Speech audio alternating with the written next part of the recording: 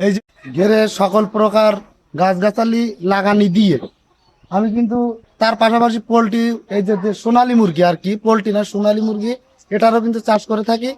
তো মাছ তো আছে ঘেরে ঘেরে ওইটা ঘেরে এই যে আমাদের ঘের, এটা মাছ কিন্তু আছে। সেই সাথে এই দেখেন কমলা, এটা কিন্তু ডাইরেক্ট কমলা লেবু। এটা পর্যাপ্ত পরিমাণ, এই যে দেখেন পর্যাপ্ত পরিমাণ লেবু কিন্তু গাছে হয়েছে। এই যে দেখেন লেবুগুলো সাইজ দেখেন, আর এই যে ছোট ছোট জালি সব চলেছে। যে আমার ঘেরে নেই এমন কোনো গাছ নেই। এই যে টোটালে এই যে সোনালী মুরগি চাষ দিয়ে, মাছ চাষ দিয়ে, এই যে সমস্ত মশলা চাষ দিয়ে, এবারে কিন্তু এই যে দেখেন এই যে তেজপাতা তো অবশ্যই আছে। এটা হলো লাউ গাছ, এটা লাউ গাছ। আর এই যে এটা কিন্তু যে এটা হইলো আতা, এই সে কি বলে আতা আতা আতা, এটা হইলো আতা। এটা কিন্তু সাধারণ আতা না, বাংলাদেশের আতা না, এটা হলো সৌদি আরবের আতা। এ কিন্তু একটা একটা এই বলের সাইজ হয়, খুব মারাত্মক লেভেল। আর এই যে কলা দেখছেন, এটা কিন্তু আসলে যে সাধারণ কলা না। এই যে কলা, এই কলাটা কিন্তু যে এই যে আম আছে না, মল্লিকা আম, ওই মল্লিকা আমের মতো হয় এই গাছের কলাটা। এটা ডাইরেক্ট আমরা বিদেশি রপ্তানি করে থাকি। যাই হোক, খুবই সুন্দর এই কলা খেতে। কলা বা আপনাদের দেখাবো, এই কলা কিন্তু ডাইরেক্ট গাছে পাকে, আপনাদের দেখাচ্ছে। আরে এই যে গাছটা দেখেন, এই গাছটা এটা কিন্তু আমলকি গাছ, আমলকি। ঠিক আছে, এটা আমলকি গাছ এখানে আছে।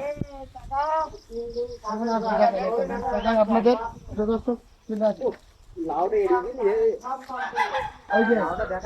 এটা কিন্তু আমাদের এই যে ওই যে কলার কথাটা বলছিলাম, সেই কলা কিন্তু এটা কিন্তু গাছে যে শুরু থেকে পেকে যায়, ওই যে অলরেডি পেকে গেছে।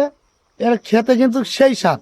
এটা আপনারা যদি ওই যে চিনি খাইছেন না, সাধারণ চিনি, এই কলা খাবেন তা মনে হবে যে চিনি খাচ্ছি, এত পরিমাণ মিষ্টি। আর এই যে এটা আমাদের যে বাড়ি ভরা আম, এই যে এই আমে কিন্তু ভরপুর ভরপুর স্বাদ। আমি মনে করি বাংলাদেশের বুকে যদি কোনো আম থেকে থাকে, বাংলাদেশের বুকে যদি কোনো আম থেকে থাকে, তাই একমাত্র এই বাড়িফোর। এটা বাড়ি প্রত্যেক ফ্যামিলিতে 2-5 পিস করে লাগানো যাবে বাড়ির আঙ্গিনায়। যদি লাগাতে পারে তাইলে তার সারা বছরের আমের যে একদম ভর্তি, যে আমের যে চাহিদাটা এরা কিন্তু মিটাতে পারে। একটা গাছে আপনার 2 থেকে 3 মণ পর্যন্ত আম হয়ে থাকে গাছটা, আর আমটা খেতেও কিন্তু খুবই স্বাদ।